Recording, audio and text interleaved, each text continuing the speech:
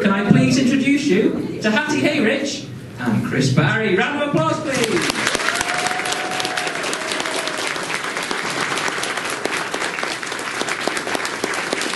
They're here in the flesh.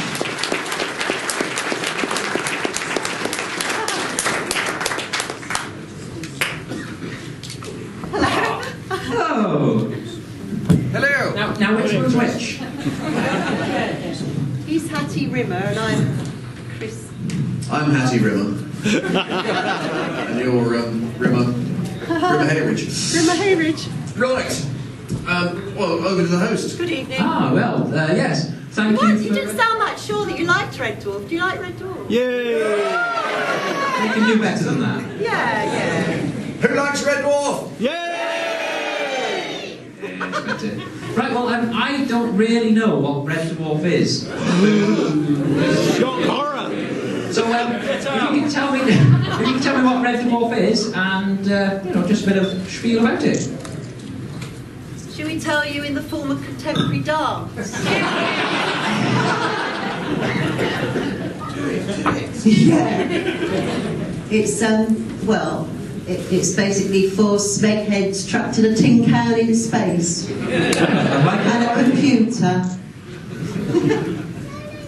And they all lived happy ever after. Now, has anyone got a question to ask them about Red Dwarf? You've got one over there. Would you like to come to the stage and ask them? Lightly, that's a bit drastic, isn't it? We let the audience speak into the microphone. It's a terrifying experience. Yeah, I know. So hang on, this Q&A is 15 minutes. I'm trying to calculate the length of time. No, never mind. 250 minutes. I'm being anal, that's my character, you see. So, what's the strangest gift you've ever been given by a fan? Unrepeatable. Right now. But the sort of strangest repeatable gift, I don't really know. They're all pretty conventional gifts. I've had a piece of cake sent through the post. A piece of cake at conventions, very often welcome, but through the post, not sure. I've been sent a wooden wedding ring by a man who was in prison. and I mentioned this at a convention, and then I saw it online that he'd answered, "Yeah, okay, but I'm over you now."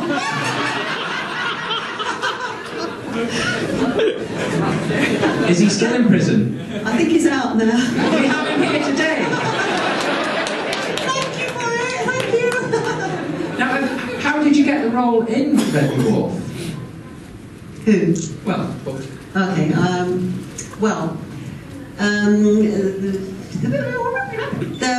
for Parallel Universe at the end of Series 2, where I was Hilly and Norman was Holly, they saw me on Friday Night Live and I got a review that said Hattie Hayridge is like a female Norman Lovett. So they were looking for a female Norman Lovett, so that was done for them really. That was easy. And then in between Series 2 and 3, Norman left and they actually auditioned for the new Holly, so I didn't get it automatically. And when I did that episode, I wasn't expected to be coming back or anything, so they auditioned. I turned up at the audition, they gave me the script, they said, "Can you read this?" So I read it and I laughed and they said, "Yeah, can you read it out loud?" So I went, "Oh, right." And then they looked at each other and said, "Yeah, I think we found our dumb Holly." So I got it then. Yes, I worked with Rob and Doug on Spitting Image back in the early 80s, and then they were looking for, and I worked on a radio show called Cliché and Son of Cliché with them, and I think they just wanted to audition a whole group of actors for the main roles, and I went up and met them at the BBC in about 86, I think it was, and I read for both characters actually, Rimmer and Lister. Lister actually was more appealing for me to do for some reason, because I thought I was more naturally like him, unbelievably. But then when I started to read for Rimmer, I think they nodded and said, he naturally has this anal retentive quality that we need for Rimmer, so you got the gig. And then, of course, the gig, we got a rejection letter. That's quite a well-known story, and it was offered to a couple of what they call legit actors, Alfred Molina and the late, truly madly deeply actor whose name? Alan Rickman. Really? Yeah. It was often so Rickman and Molina could have been Lister and Rickman. I don't know which is which one was which, but yeah, it could have been. And then suddenly, Rob and Doug saw sense. No,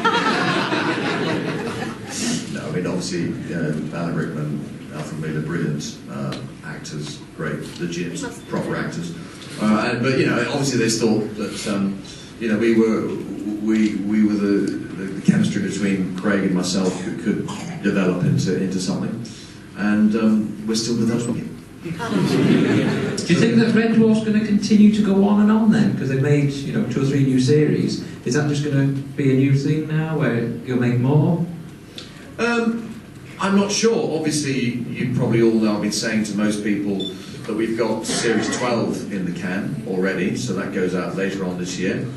We are coming up to the 30th anniversary of it, February 2018. I don't know whether we'll be able to get anything new material in for that, but it is certainly in Doug's mind and our minds. So we're not planning on hanging up the H anytime soon. Well, what about the British Empire? When's that coming? No. I don't know.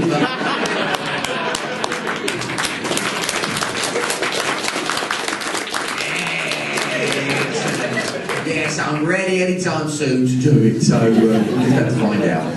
No, fingers crossed we can get that off the ground as well, but so that's going to be a bit of hard work. Now, I'd like to take one more question from the audience.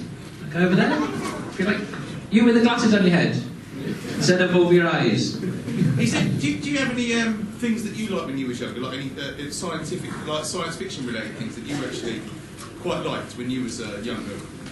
Or do you have anything that you... Oh yeah, I thought one. The Prisoner. I used to love The Prisoner. Used to watch that on a Sunday evening. My dad would sit there going, load of old beep rubbish, beep bubbles, just a load of beep bubbles. But that I loved. And the Avengers, not the modern Avengers that the new young people know about, but the proper Avengers with Madame Diana Rigg. I just love that. So they're kind of science fiction, aren't they? They're absolute my 2 favourites. Yeah, Star Trek, I suppose, to a certain extent, with William Shatner and his Wolverhampton Wanderers. So that was my generation. That was a logical captain, all that sort of stuff. So yeah, and also the Avengers. I remember Diana Rigg and Patrick McNee and the cars, of course. The Lotus Elan, the Bentley. Generally those kind of weird things. Thunderbirds. I mean, getting away from science fiction there a little bit, but Star Trek certainly. But Star Wars, I until recently I'd never been that interested in that, and then my son, who's a Star Wars fanatic, made me watch all of them over Christmas, which was quite an experience. But I can see how people love it. It's clever fella, Mr. Lucas. Thank you very much. I was thinking about The Prisoner actually when I was walking up the new shopping centre. I don't know if you've been, but it is a bit like that. It's like the yellow brick thing, and it's just a bit spooky. But it's lovely. But it was like 6 in the morning. All right, I'll take one last question because they've got a queue waiting for autographs. Yes. Okay. Which question? Sorry, I'm now on repeat him. Was there any? Are you from CNN? Just for my dad. He's a fan. Anyway, script made you go, what on earth am I doing the most? Which episode script?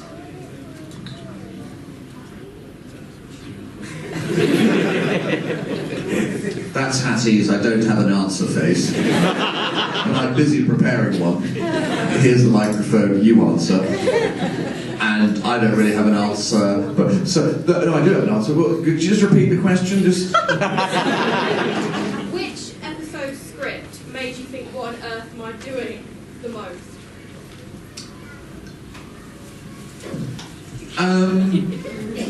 The Demons and Angels had a certain element there, particularly after I was given that outfit. That had pins sticking in, and then there was one in Series 8 with the potato virus eating us all up, so we could run around the ship naked. That was, and then there was the one kissing Craig. You know, I could probably find an excuse to be upset about every script that's ever been written, to be honest. But yeah, a few of them there. But no, I mean, it's always been great fun to do, and that's the out-and-out creativity of the writing. It always goes back to the writing. That's you know, that is the heart and soul of Red Dwarf, and you know, I've always said that very, very fortunate to be involved. Thought of one yet? Mine was where I had to do all the stunts, but luckily they dropped that script.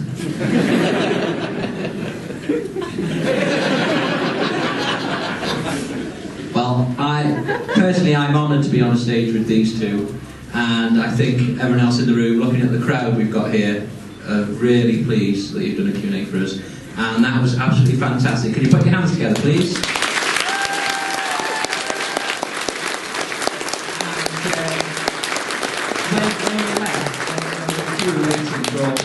So I'd suggest join the queue, because these guys are signing and having photos for the rest of the day, and they're just brilliant.